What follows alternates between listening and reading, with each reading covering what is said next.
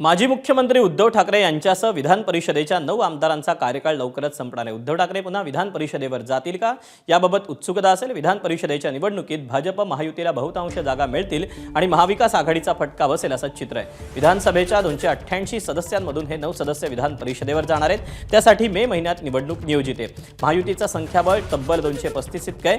महाविकास आघाडीकडे माकप शेकाप मिळून 48 विधानसभा सदस्य आहेत। अन्य 2 पक्षांचे 3 आमदार आहेत। उद्धव ठाकरे स्वतः विधान परिषदेवर जाण्यासाठी इच्छुक असतील का आणि महाविकास आघाडी एकमताने त्यांच्या नावावर शिक्कामोर्तब करेल का असा प्रश्न आहे।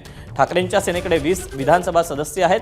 त्यांनी राज्यसभेच्या एका जागेसाठी किंवा काँग्रेस आणि शरद पवारांच्या गटाच्या उमेदवाराला पाठिंबा दिला तर ठाकरे विधान परिषदेवर जाणार असा त्याचा अर्थ निघू शकेल।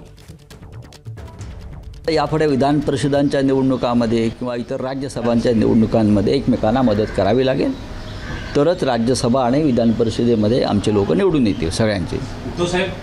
आम्ही माननीय उद्धव साहेबांना ही विनंती केलेली आहे आम्ही सगळ्यांनी की आपण राज्याचे मुख्यमंत्री म्हणून काम केलेलं आहे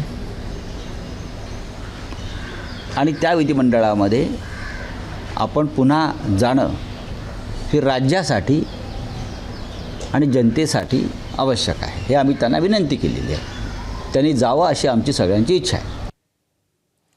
दरम्यान यावर अंबादास दानवे आणि संजय शिरसाट काय म्हणतात तेही पाहूया। अजून मे महिना आहे, फेब्रुवारी पूर्ण जायचा, एप्रिल जानेवारी मार्च पूर्ण जायचा आणि एप्रिल पूर्ण जायचा आणि शेवटी उद्धवजी ठाकरे साहेब हे पक्षप्रमुख आहे, त्यामुळे त्यांचा निर्णय घ्यायला ते समर्थ आहे। पण तुम्ही नेते म्हणून काय इच्छा आहे, त्यांनी जावं असलं पाहिजे ना, नसायला काय पाहिजे, असलं पाहिजे उद्धवजीने सगळ्या ठिकाणी। उद्धव ठाकरे हे पहिले विधान परिषदेत गेले, मुख्यमंत्री झाले, परंतु आता त्यांनाही कोणती निवडणूक आता तर लढवता येणार नाही किंवा मध्ये कोणती निवडणूक नाही, म्हणून जर जायचंच असेल तर विधानसभा मागचं दार ज्याला म्हणतात तोच एकमेव पर्याय त्यांच्या समोर आहे आणि मला वाटतं ते पुन्हा विधान परिषदेमध्ये जातील।